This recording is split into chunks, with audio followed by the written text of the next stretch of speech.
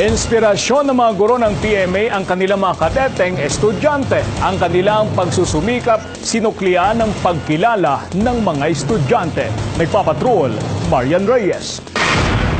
Hinahasa sa matinding training ang bawat kadete sa Philippine Military Academy bukod sa pisikal na pagsasanay.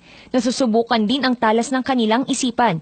Pero kamakailan, nabigyan ng pagkakataon ang mga kadete na suriin din ang kanilang mga guro sa akademya.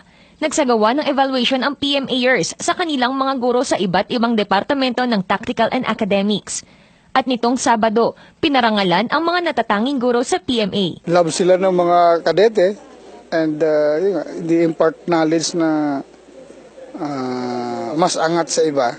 Isa sa may mataas na marka ang management professor na si Joy Tio. 39 na taon na siyang nagtuturo sa akademya. My inspiration comes from the cadets themselves, knowing that we are training the future leaders of the country, the uniformed personnel who will be defending the country. They are our inspiration. Pinakamataas naman ang nakuhang marka ni Captain Generous Galit na nagsimulang magturo sa academy noong 2010. Mathematics ang kanyang itinuturo.